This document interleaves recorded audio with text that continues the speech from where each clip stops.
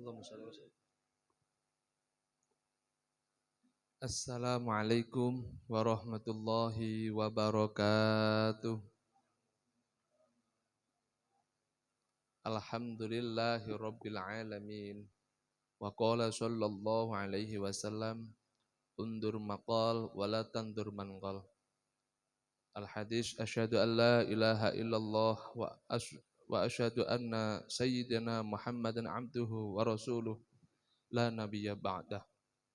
Al-mukarram, para alim, para ulama, para sesepuh, bini sepuh, para tokoh agama, tokoh masyarakat, ingkang kula hormati lan kula taati, kepada Ustadz Rusdi, kepada Sahibul Hajah, Bapak Wikasari, Bapak Suparman, mudah-mudahan semuanya diberi kesehatan oleh Allah Subhanahu wa taala dan diberi kekuatan iman dan ketakwaan kepada Allah Subhanahu wa taala. Dan tak lupa kepada teman-teman semuanya sahabat Ariyat yang dimuliakan oleh Allah Subhanahu wa taala. Mudah-mudahan kita semuanya dikabulkan hajatnya oleh Allah Subhanahu wa taala.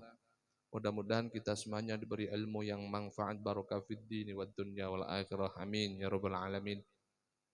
Marilah kita bersama-sama bersyukur kehadirat Allah Subhanahu wa taala, yang mana syukur kenikmatan, kesehatan, kekuatan iman, Islam, sehingga Allah mengetuk pintu hati kita bersama. Allah mengumpulkan kita bersama di dalam satu majelis yang insya Allah diridhoi oleh Allah Subhanahu wa taala. Kenapa? Dengan bentuk guyuran hujan apapun bentuknya, kita tetap terjang, kita tidak ada henti-hentinya untuk menyebarkan sholawat, tidak untuk berzikir sholawat, dan juga untuk ngaji. Ini adalah bentuk orang yang beriman kepada Allah Subhanahu wa taala. Kalau tanpa pertolongan Allah, kalau tanpa ma'unah dari Allah, kalau tanpa taufik dari Allah, niscaya tidak akan sampai dalam majelis ini. Dan kula yakin kula kali panjenengan sedaya ini betul-betul pilihan Allah Subhanahu wa taala. Amin ya rabbal alamin. Shalawat serta salam Allah mudah-mudahan tetap selalu terhaturkan dumateng baginda Nabi Muhammad sallallahu alaihi wasallam. Mudah-mudahan Rasulullah selalu memantau kita, memberikan pertolongan syafaatnya itu kepada kita baik di dunia maupun di akhirat. Mudah-mudahan ketika kita lupa maupun kita mau salah jalan diingatkan oleh beliau dan diluruskan kembali menuju jalan ridho Allah Subhanahu wa taala, dan mudah-mudahan kita semuanya mendapatkan syafaatnya di akhirat dan masuk surga bersama beliau baginda Nabi Muhammad sallallahu alaihi wasallam. Amin ya rabbal alamin. Kepada teman-teman sahabat Ariyat yang dimuliakan oleh Allah, Rasulullah sallallahu alaihi wasallam menyampaikan kepada baginda Sayyidina Ali karamallahu wajhah, ya Ali, ma khalaqa, ora ndadekaken sapa Allah Gusti Allah fil insani ing dalem menungso, Abdullah ing luweh utama minal lisani saking lisan. Yadkhulu, mongko bisa manjingaken apa lisan al jannata ing swarga. Begitu pula wa yudkhilu, lan bisa manjingaken apa lisan annaro ing geni neraka. Oleh sebab itu kata Rasulullah, fasjunhu, mongko becik napa njaga sapa sira ing lisan, fa innahu mongko temen sedune lisan iku kalbun kaya asu akurun kang galak. Nek ga iso njaga kaya dene anjing menggonggong sing galak pol, banyak menakuti dan juga menghancurkan, merusak segalanya. Maka pesan Rasulullah sallallahu alaihi wasallam di sini, kata Rasulullah, ma khalaqallahu fil insani afdhala minal lisan. Tidak ada, Allah itu tidak menjadikan manusia yang lebih utama daripada lisan. Dengan sebab lisan itulah, kata Rasulullah, wa yudkhilu minal jannah wa yudkhilu minan nar. Wong niku saged mlebet surga ni Gusti Allah nggih sebab lisan.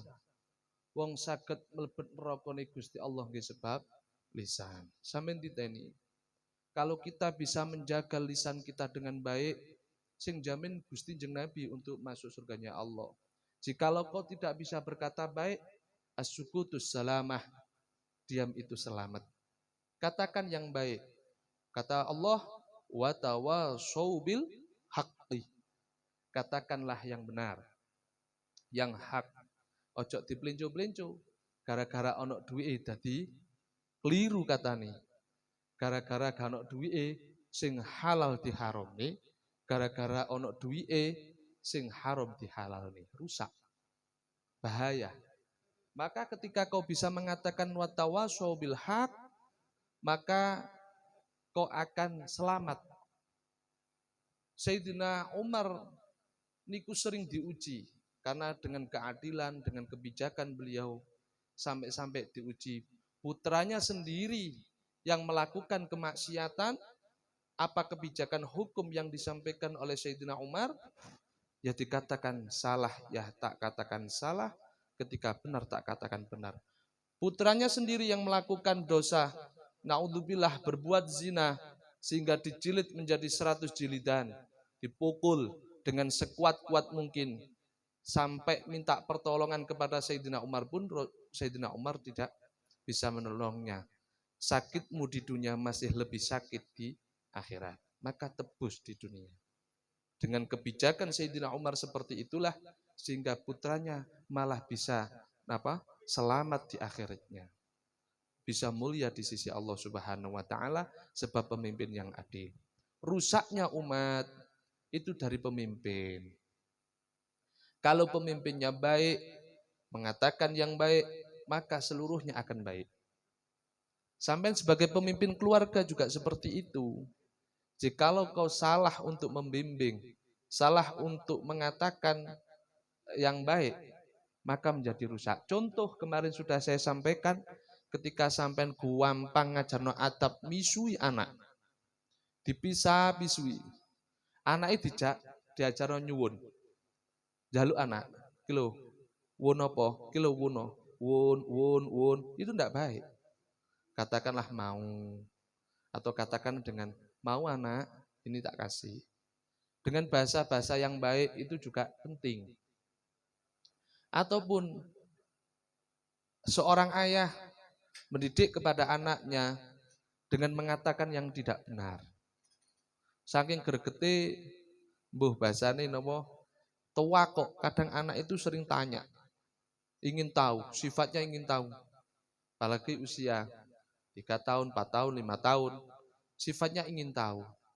Lah nek misalkan iku jenenge napa jenenge, misalkan itu namanya pisau kok katakan sotil, ya selamanya jadi sotil. Jadi katakan kata-kata yang baik, tutur kata yang baik itu akan ditiru. Begitu pula seorang guru menyampaikan kata-kata yang baik, semisal mengajarkan sing seharusnya dikatakan, tapi dia tidak mau menjelaskan. Contohnya sing paling rodok saru, masalah fikih. Masalah fikih semisal contohnya gimanakah hubungan suami istri, saya ngantuk. Semisal hubungan suami istri terus marunu isik durung napa? Fil dzakar gurung melbu. Iku diarani mandi boga. Lah ukuran zakar gak diweru. Iki left tak gak iki ngarep tak jelasno ngene keliru ini gak jelasno ya. Dadi khitanan itu hitan sing pucuke niku kalau sudah masuk maka wajib untuk mandi. Nek gurung masuk ya gak wajib mandi. Ataupun ketika istri dalam keadaan haid, maka ada 8 perkara yang diharamkan oleh agama. Salah satunya kau istimta, ngalap seneng di antara baina surrah war rugbah, di antara pusar dan juga lutut. Wis suruh bojone haid disenggol yai. Dipepet yai. Boleh di atasnya, berarti enggak boleh cium, boleh. Enggak boleh itu, boleh. Tapi sing enggak oleh memegang di antara baina surah warukbah. Ini perlu disampaikan dalam syariat. Contoh kecil. Ataupun ketika seseorang itu mandi jinabah. Arep ngomong mandi junub bae izin nang anake. Nak sampean wis ono sing kelas 3 MI ataupun SD sudah mengalami haid. Termasuk haid apa mboten? Sudah, karena sudah usia 9 tahun. Maka jikalau wanita anak kecil yang sudah usia 9 tahun, dia keluar darah sudah dikatakan haid, itu sudah balik. Sing hati-hati. Terus kemudian di situ nak aduso, saking isine ngomong junub, adus adus jinabah, izin ngomongin nak adus keramas. Akhirnya anak iruh, ya apa bu niate? Saking isine ibu ngomong, ya niatona adus keramas dulu nak. Sehingga sampai gede niat ingsun adus keramas karena Allah Ta'ala. Rusak niku. Jadi niatnya itu maksudnya keramas niku rambutnya ditelesi, digrojoki mulai ndukur sampai menisor. Akhirnya kesane kaman di keramas, bahasane keramas, sampai anak bingung nang jeding gak ono sampo, akhirnya gak iso clean. Rontok. Niki juga salah pendidikan. Nah, maksudnya walaupun gak ono sampo ra masalah, sementing rambutnya sampai teles kabeh. Posisine wanita nak, sampean kudu jongkok, nek adus kudu ndodok sekirane sing luarnya anggota kemaluanmu itu terbasuh, teraliri dengan air, baik jalan depan maupun jalan belakang. Niki penting. Ngoten. Harus disampaikan betul. Lah, maksudnya nek gak ono sampo mboten napa-napa nak, sementing rambut diteles, mulai niatnya di mana? Mulai kau mengguyurkan air. Bukan mengambil air, tapi pas waktu diguyurkan air ke kepala, ataupun sebelah kanan, ataupun sebelah kiri. Ini bedanya mandi wajib dengan wudhu. Kalau wudhu itu harus tartib. Kalau wudhu harus tartib mulai dari niat membasuh muka, kedua tangan, kemudian sebagian dari rambut, sampai kedua kaki, sampai mata kaki. Iki kudu urut. Tapi nek jinabah gak harus urut. Iki penting. Nek kula mboten nyampeaken, lah keliru lho. Engko akhire sampean kok keliru kabeh. Dados carane mandi junub dicicil nggih angsal. Mualah itu hukumnya sunnah tapi nek tartib tidak ada anjuran tartib, syaratnya husl. Syaratnya mandi itu tidak harus urut. Iki penting sing arep nikah udan-udan ngene iki kudu ngerti. Andai kata sampean malu dengan mertua sampean, malu dengan keluarga sekeliling jenengan, mesti dititeni nek tangi turu mesti adus keramas arek iki. Tapi santri gak kalah akal karena barokah ngaji ngerti. Mantun ngoten bebersih diceding bebersih tok. Dicecil mumpung wong maratuwa isih turu, dibasuh rambut isik diniati adus jinabah, dicicil. Isuke dilanjutno dodo sak penisor. Ilmu iki. Akhire lho, iki apa sih arek-arek iki? Bendina tak godhogno banyu kok gak digawe-gawe. Dadi direntet ngoten niku. Moro-moro wis meteng. Iki ilmu rek. Dadi cara kasare njaga isin, kadang sungkan, tapi carane jinabah nyicil niku angsal. Nek wudu niku nek gak urut gak oleh. Jadi misalkan sampai nyicil awake sik terus marun terakhir mukae ya ndak apa-apa. Niku dicicil. Gak harus urut. Misalkan ada kesunahan mandi besar itu bebersih dulu. Setelah dibersihkan kemudian kita ada kesunahan apa lagi? Kesunahan untuk wudu. Setelah wudu kemudian kita mengutamakan sebelah kanan, kita niat, tidak apa-apa. Kemudian kiri, terus kemudian kepala. Niku sunnah. Nek mandi besar gak sampai megang kemaluan, sampai niat dari awal mulai diguyurkan itu tadi, terus kemudian sampai selesai, ndak wudu, ndak popo. Sebab mandi besarmu sudah mewakili yang kecil. Sudah termasuk wudhunya juga sah. Paham nggih? Iki dirangkep. Padha karo sunnah mandi Jumat. Sunnah mandi Jumat sampai hari Jumat junub. Mandi besar sampai niati bismillahirrahmanirrahim mandi besar. Sampai diniati 2 dengan mandi Jumat, maka mendapatkan 2 pahala.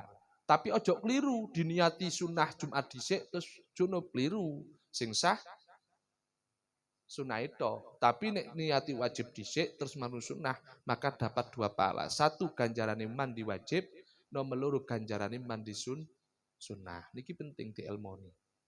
Sebenarnya seharusnya mandi niku apakah harus jebar-jebur niku mboten.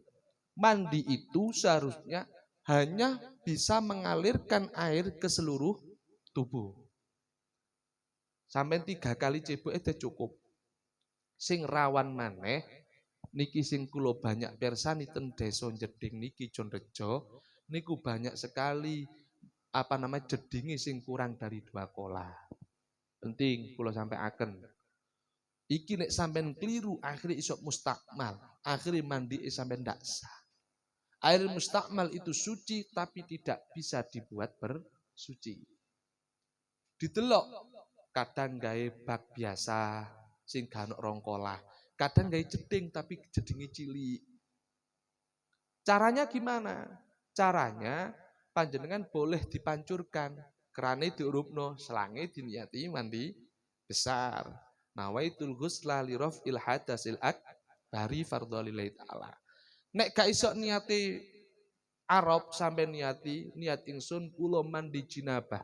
Niat ingsun kula mandi besar untuk menghilangkan niat ingsun kula mandi untuk menghilangkan hadas besar karena Allah Subhanahu wa taala. Ambek diguyurno, dipancurno.